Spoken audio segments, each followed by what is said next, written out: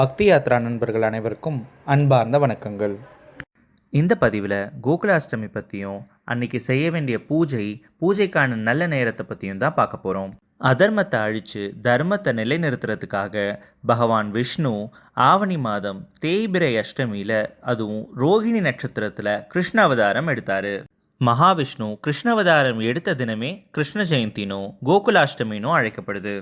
இந்த சிறப்பான கிருஷ்ண ஜெயந்தி அன்னைக்கு பச்சரிசி மாவால் கிருஷ்ணனோட பாதங்கள் வாசல் முதல் பூஜா அறை வரை வரைஞ்சு, கிருஷ்ண படமோ உருவமோ இல்லை எந்த பெருமாள் படம் வீட்டில் இருக்கோ அந்த ரூபத்தை கண்ணனாக பாவிச்சு நல்ல மலர்களால் அலங்கரிங்க. கண்ணனுக்கு பிடிச்ச பால், தயிர், வெண்ணெய், நெய், அவல், திரட்டுப்பால், பழங்கள், வெள்ளை சீடை மற்றும் உங்களால் முடிஞ்ச பக்ஷணங்களை நெய்வேத்தியமாக படைக்கலாம். வரலட்சுமி விரதத்தில் பயன்படுத்தின கலச அரிசியை இந்த பக்ஷணங்கள் செய்ய கண்டிப்பாக பயன்படுத்திக்கலாம். இது எல்லாத்தையும் விட அதிமுக்கியமான நைவேத்தியம் எதுன்னு பார்த்தா, இந்த நாளில் ஏலக்காய் பால் படைப்பது மிகச்சிறந்தது. அது என்ன ஏலக்காய் பால்? அதுக்கு ஏன் அவ்வளோ சிறப்பு? துவாபர யுகத்தில் ஆயர்பாடியில் புஷ்டிமதின்ற ஒரு கோபிகை வாழ்ந்து வந்தா. அவள் ஒரு பால் வியாபாரி, ஏராளமான பசுக்களை வச்சுருந்தா. அந்த சமயம் ஏலக்காய் பாலை எல்லாரும் விரும்பி உண்றதால புஷ்டிமதிக்கு ஒரு வினோதமான யோசனை வந்துச்சு. ஏலக்காயை பாலில் போட்டு காய்ச்சணும், நம்ம மாடுகளுக்கு பருத்தி கொட்டையோட அதிக அளவில் ஏலக்காயும் சேர்த்து கொடுத்தா கறந்த பால்லையே ஏலக்காய் வாசம் வரும்னு அப்படியே செஞ்சா. அவள் யோசனைப்படியே கறந்த பாலில் ஏலக்காய் வாசம் வீச ஆரம்பிச்சுது. இவ பாலை கூவி கூவி விற்க வேண்டிய அவசியமே இல்லாமல் போச்சு. நான் போட்டி போட்டு மக்கள் இவகிட்ட ஏலக்காய் பால் வாங்க ஆரம்பித்தாங்க. தினமும் காலையில் மண் பானைகளில் பாலை கறந்து அதை வியாபாரத்துக்கு எடுத்துகிட்டு போகிறத புஷ்டிமதி வழக்கமாக வச்சுருந்தா. இவளோட ஏலக்காய் பால் வாசம் தெருவெல்லாம் பரவி இருந்துச்சு. வெண்ணெய் திருடும் கண்ணனையும் இழுத்துச்சு. கண்ணனுக்கு இந்த ஏலக்காய் பாலை எப்படியாவது திருடி குடிக்கணும்னு ஆசை.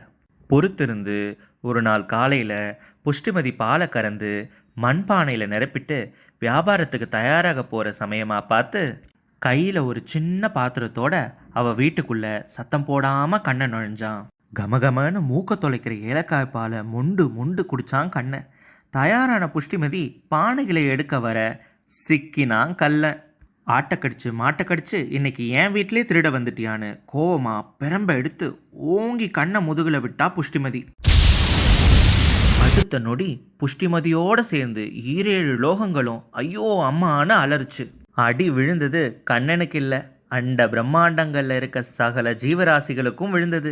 இந்திராதி தேவர்களுக்கும் விழுந்தது, அடித்த புஷ்டிமதிக்கும் விழுந்தது. கண்ணன் சாதாரணமானவனா? கண்ணன் பரமாத்மாவாச்சே. அதனால கண்ணனோட பெருமையை உணர்ந்த புஷ்டிமதி அன்னையிலிருந்து கண்ணனுக்குன்னு ஒரு பாகம் ஏலக்காய் பாலை கொடுக்கறத வழக்கமாக வச்சுக்கிட்டா.